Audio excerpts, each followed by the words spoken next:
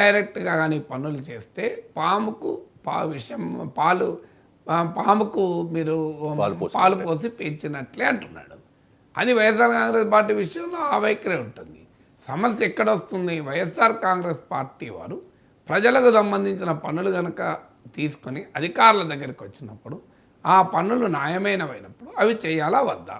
YSR Congress party ఎమ్మెల్యేలు కూడా ఉన్నారు, 11 మంది ఎంపీలు ఉన్నారు, ఎమ్మెల్సీలు ఉన్నారు, ఇతర రకాల ప్రజాప్రతినిధులు ఉంటారు. ఎవరు లేకపోయినా ఒక రాజకీయ పార్టీ కార్యకర్తలుగా ఓ పనులు తీసుకొని వచ్చినప్పుడు అది వైఎస్ఆర్ కాంగ్రెస్ పార్టీ వాళ్ళు తీసుకొచ్చారు కనుక దాన్ని చేయకూడదు అని కనుక ముఖ్యమంత్రి ఉద్యోగులకు ఆదేశాలు ఇస్తే అది ఖచ్చితంగా రాజ్యాంగ విరుద్ధమే. ఎందుకంటే చెయ్యాలా వద్దా అనే దానికి ఆ పని అవసరం ఏంటి, ఆ పని చేయడం న్యాయమా కాదా ఉంటుంది తప్ప ఆ పనికి చేయడం న్యాయము అనుకున్నప్పుడు చేయాలి, న్యాయం కాదు అనుకున్నప్పుడు చేయకూడదు. కానీ ఆ పని టీడీపీ వాళ్ళు పట్టుకొచ్చారా, వైసీపీ వాళ్ళు పట్టుకొచ్చారా? డెమోక్రసీలో నేను అర్థం చేసుకోగలుగుతాను. అధికార పార్టీ, అధికార కూటమి వారికి ఉద్యోగులు ఎక్కువగా వింటారు. కానీ చాలా ఉదాహరణలు ఉన్నాయి. ప్రతిపక్ష ఎమ్మెల్యేలు కూడా తన నియోజకవర్గానికి అధికార పార్టీ ఎమ్మెల్యేల కన్నా ఎక్కువ పనులు చేసుకున్న వాళ్ళు చాలామంది ఉన్నారు ఉదాహరణలు. సో ఎందుకున్నారు? ఉంటారు. ఎందుకు అంటే అది నీ పర్సువేషన్ పైన ఆధారపడి ఉంటుంది. నేను నా అనుభవమే చెప్తాను. నేను ఎమ్మెల్సీ అయ్యేదాకా రంగారెడ్డి జిల్లా, ఆనాటి ఉమ్మడి రంగారెడ్డి జిల్లాలో ఒక్క ప్రభుత్వ డిగ్రీ కాలేజ్, ఒక్కటంటే ఒక్కటి. మీకు అంతకుముందు మరి రూలింగ్ పార్టీలు లేవా? వాళ్ళకి ఎమ్మెల్యే లేరా? వాళ్ళ మంత్రులు లేరా? బోలెడు మంది మంత్రులు ఉన్నారు. తెలుగుదేశంలో ఉన్నారు, కాంగ్రెస్లో ఉన్నారు. మరి ఎందుకు రాలేదు రంగారెడ్డి జిల్లాకు? 160 ఇంజనీరింగ్ కాలేజీలు ఉంటాయి రంగారెడ్డి జిల్లాలో. ఎందుకంటే ఇంజనీరింగ్ కాలేజీలన్నీ హైదరాబాద్లో పెట్టాల్సిందంటే రంగారెడ్డి జిల్లా పరిధిలో పెట్టారు. కానీ not a single government degree college ఒక్క రంగారెడ్డి జిల్లా ఏర్పడినని చెప్పడికి నేను ఎమ్మెల్సీగా ప్రచారంలోకి వెళ్ళాక ప్రజలు నాకు చెప్పారు. ఇది నాకు చాలా అన్యాయం అనిపించింది. ఎక్కడో తాండూరులో ఉన్న ఒక పేద బిడ్డ ఆ ప్రైవేట్ డిగ్రీ కాలేజీలో ఫీజులు కట్టి చదివించుకునే కెపాసిటీ లేకపోతే హైదరాబాద్కి వచ్చి గవర్నమెంట్ డిగ్రీ కాలేజ్ చదివేవాళ్ళు. నేను కళ్ళారా చూశాను. ఎన్నికల ప్రచారానికి వెళ్ళినప్పుడు నాతో పాటు వాళ్ళు బస్సులో రాంగా చూశాను. నేను నాతో ఎక్కడికి వస్తున్నా అంటే, సార్ మాకు కాలేజీకి వస్తున్నా, లేదా మాకు కాలేజ్ అయిపోయి పోతున్నా. నాకు ఒకరోజు తాండూరు మీటింగ్కి వెళ్తుంటే నేను 2 o'clock 3 o'clock బస్సు ఎక్కాను. చాలామంది స్టూడెంట్స్ ఎక్కారు. ఏంటి మీరు ఎక్కడికి పోతున్నారంటే మేము కూడా తాండూరు సార్ అన్నారు. ఎందుకంటే నేను హైదరాబాద్లో చదువుకుంటున్నాను. అదేందయ్యా డిగ్రీ కొరకు ప్రతిరోజు హైదరాబాద్ వస్తారా మీరు 2 గంటలు అంటే, సార్ మా దగ్గర ఎక్కడ డిగ్రీ కాలేజ్ లేదు అన్నాడు. నాకు చాలా బాధేసి ఎన్నికల్లో హామీ ఇచ్చాను. ఇచ్చి కౌన్సిల్లో నేను రిజైన్ చేస్తాను, లేకపోతే మీరు కనుక డిగ్రీ కాలేజ్ పెట్టకపోతే అని గొడవ చేస్తే అప్పటి ప్రభుత్వం అర్ధగంటలో స్పందించింది.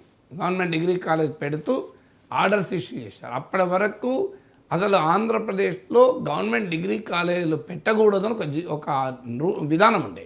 కొన్నేళ్ల వరకు గవర్నమెంట్ డిగ్రీలో ఒక్కటి పెట్టలేదు.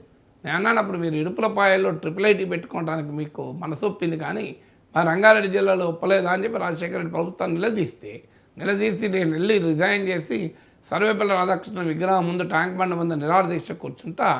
నా నియోజకవర్గంలోని ఒక జిల్లాకు ఒక డిగ్రీ కాలేజ్ తేనప్పుడు నేను ఎమ్మెల్సీగా ఉండే లాభం ఏంటి అని చాలా సీరియస్గా రియాక్ట్ అయితే మొత్తం రాష్ట్ర శాసన మండలంతో ఆశ్చర్యపోయింది. ఎవరు ఊహించలేదు అంత దారుణమా రంగారెడ్డి జిల్లాకు ఒక కాలేజ్ లేదా అని.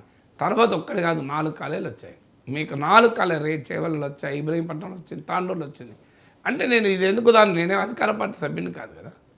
అందువల్ల చాలా సందర్భాల్లో మన పర్సువేషన్ బట్టి ఉంటుంది. మనం గట్టిగా నిలబడి పోరాడితే, ఎందుకంటే వ్యవస్థ చాలా పెద్దది, అంత కంట్రోల్ ఉండదు.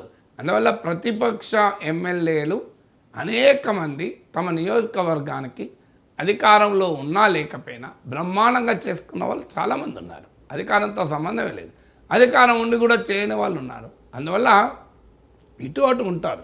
కానీ జనరల్గా అధికార పార్టీ కాస్త అనుకూలంగా వ్యవస్థ ఉంటుంది కాదని, ఎందుకంటే వాళ్ళ మినిస్టర్లు ఉంటారు, వాళ్ళ పలుకుబడి ఉంటుంది కనుక. కానీ ప్రతిపక్ష పార్టీ ప్రజాప్రతినిధులు కానీ ఈవెన్ ప్రజాప్రతినిధులు లేకపోయినా ప్రజలుగా వాళ్ళు వస్తారు. ఇప్పుడు కమ్యూనిస్ట్ పార్టీలు ఉన్నాయి, వాళ్ళకి ఎవరు ఎమ్మెల్యే లేరు.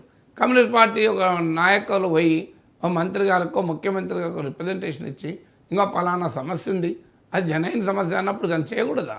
వాళ్ళకి అధికారం లేదు, వాళ్ళు ప్రతిపక్షం లేరు, వాళ్ళ అసెంబ్లీలో లేరు, వాళ్ళ ఎమ్మెల్యే లేరు అని అడగలమా?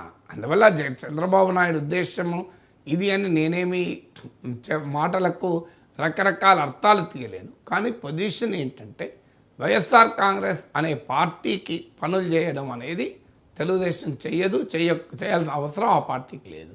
కానీ ఆంధ్రప్రదేశ్ ముఖ్యమంత్రిగా వైఎస్ఆర్ కాంగ్రెస్ పార్టీ ప్రజాప్రతినిధులు కానీ, నాయకులు కానీ, కార్యకర్తలు కానీ ఏదైనా ప్రజలకు సంబంధించిన పనులు అధికారుల ముందుకు, మినిస్టర్ల ముందుకు తీసుకొస్తే ఆ పనులు చేయడం ప్రజలకు మేలు జరుగుతుంది అనుకున్నప్పుడు దాన్ని ఆ పార్టీ తెచ్చింది కదా అని ఆపడం మాత్రం కరెక్ట్ కాదు. అలా చేస్తే ఖచ్చితంగా అది రాజ్యాంగ విరుద్ధమవుతుంది. ఎలా చేస్తారు, ఎలా అన్నారు అనేది ఆ మాటలకు నేనేమి రకరకాల అర్థాలు తీయలేను. Right sir, thank you so much sir ఈ అంశాలకు